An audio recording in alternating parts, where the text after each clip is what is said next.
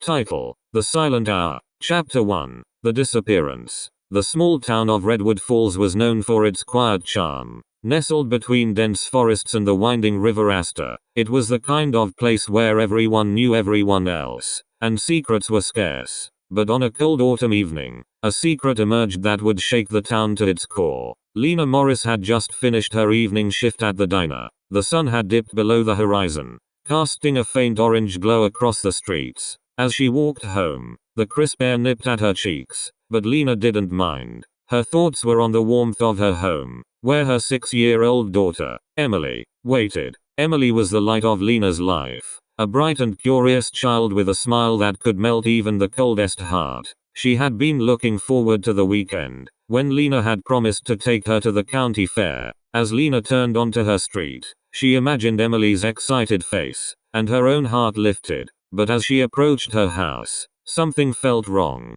The front door was slightly ajar, a sight that immediately sent a chill down Lena's spine. She rushed inside, calling for Emily. Silence. The living room was in disarray. Emily's toys were scattered across the floor, the TV still on, playing the ending credits of a cartoon. Lena's heart pounded as she called out again, louder this time. Still, no response. She ran to Emily's room, but it was empty. The bed was unmade, and Emily's favorite stuffed rabbit lay abandoned on the floor. Panic set in. Lena searched the entire house, her breaths coming in ragged gasps. Emily was nowhere to be found. She grabbed her phone and dialed 911, her hands shaking so badly she could barely press the buttons. When the police arrived, they found Lena in a state of hysteria. The officers searched the house, the yard, and the surrounding area, but there was no sign of Emily. It was as if she had vanished into thin air. As the investigation began, the entire town was mobilized. Neighbors, friends, and strangers alike joined the search, combing through the woods, the riverbanks, and every corner of the town. But days passed, and there was no trace of the little girl. The only clue the police had was a faint set of tire tracks leading away from Lena's house, but they led nowhere, disappearing into the main road. Chapter 2. The Investigator. Detective Sarah Porter was assigned to the case. A seasoned investigator with a reputation for solving the toughest cases, she was determined to find Emily and bring her home.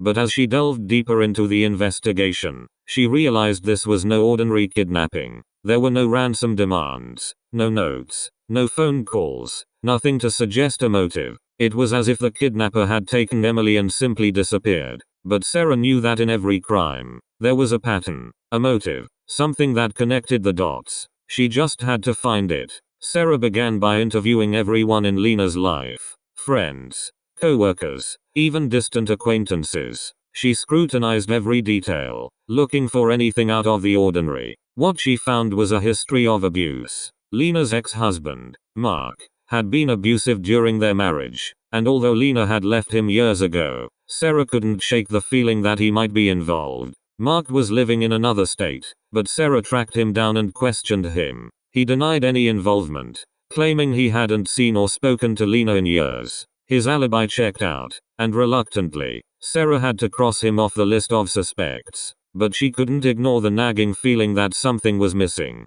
As the days turned into weeks, hope began to fade. The townspeople started to whisper, their faith in the police waning. But Sarah refused to give up. She worked late into the night, poring over every piece of evidence, every lead, no matter how small. One evening, as she sat in her office, a thought struck her. She had been so focused on finding the kidnapper that she hadn't considered another possibility. What if Emily had been taken by someone close to her? Someone she trusted? Sarah began to investigate Lena's circle more closely. She looked into the background of Lena's friends, her neighbors, even the people she worked with. And then she found something that made her blood run cold. One of Lena's co-workers, a man named Paul, had a criminal record. It was nothing major, just a few misdemeanors from his youth. But what caught Sarah's attention was his connection to Mark. They had grown up in the same town, attended the same school, and had even been arrested together once. Sarah realized that Paul had access to Emily through his job at the diner. He could have easily seen Lena's schedule, known when she would be home, and when Emily would be alone. Sarah brought Paul in for questioning. He was nervous, sweating under the bright lights of the interrogation room, but he denied everything. He claimed he had no idea where Emily was and that he hadn't spoken to Mark in years. But Sarah wasn't convinced. She pushed harder, asking about his relationship with Mark, about his whereabouts the night Emily disappeared. Finally, Paul broke. He admitted to knowing Mark, but insisted he hadn't been involved in the kidnapping. He claimed he had nothing to do with it and had no idea where Emily was. But his story didn't add up, and Sarah knew she was getting closer. Chapter 3. The Revelation. Late one night, Sarah received a call from Lena. She was frantic, claiming she had seen Emily in a dream. She had been in a small, dark room, scared and crying, but she had spoken to Lena, telling her to come find her. Lena was convinced it was a sign that Emily was trying to reach out to her. Sarah listened patiently, trying to calm Lena down, but something about the dream struck a chord with her. She asked Lena to describe the room again, and as Lena spoke, Sarah's mind raced. The description was vague, but it matched a place Sarah had seen before, an old cabin in the woods, just outside of town. The cabin had been abandoned for years, but it was a place where teenagers often went to hang out, away from the prying eyes of adults. It was also a place that Paul had mentioned during his interrogation, claiming he used to go there with friends when he was younger. Sarah grabbed her keys and drove to the cabin, her heart pounding in her chest. She arrived just as the first light of dawn began to break through the trees. The cabin was run down, the windows boarded up, and the door hanging off its hinges. But as Sarah approached, she noticed something. Fresh tire tracks leading up to the cabin. She drew her gun and cautiously entered. The interior was dark and musty, the air thick with dust. But in the center of the room, there was a small cot, and on it, a little girl lay curled up, asleep. "Emily," Sarah whispered, her voice trembling. The girl stirred, opening her eyes. When she saw Sarah, she bolted upright, her face lighting up with hope. "Are you here to take me home?" she asked, her voice small and frightened. Sarah's heart broke as she rushed forward and gathered Emily into her arms. "Yes, sweetie, I'm here to take you home." As they left the cabin, Sarah called for backup, her mind racing with questions. How had Emily ended up here? Who had taken her? And why? As they reached the car, Emily clung to Sarah, her tiny body shaking with sobs. "He said you wouldn't find me," she whispered. "He said no one would."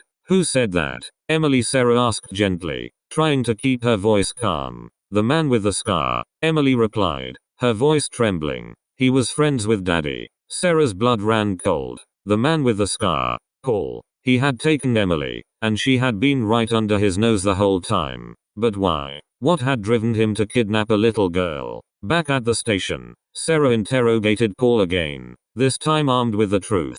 She confronted him with Emily's words, with the evidence she had found at the cabin. Paul broke down, confessing that he had taken Emily because Mark had paid him to. Mark had wanted to hurt Lena, to take away the one thing she loved most in the world, and Paul had been desperate for the money. It was a twisted act of revenge, a final act of cruelty from a man who couldn't let go of the past. But now, with Paul's confession, Sarah had the evidence she needed to arrest Mark. Justice would be served, and Lena would finally have the closure she deserved. Chapter 4. The Aftermath. Emily was reunited with Lena, the sight of mother and daughter embracing bringing tears to the eyes of everyone who witnessed it. The town of Redwood Falls breathed a collective sigh of relief, their faith in justice restored. But for Lena and Emily, the scars would take time to heal. Mark was arrested and charged with conspiracy to commit kidnapping, his fate sealed by Paul's testimony. Paul, too, was sentenced, his life ruined by a single, desperate act. As for Sarah, she returned to her life as a detective, but the case stayed with her. She had seen the darkest side of humanity, but she had also seen the strength of a mother's love.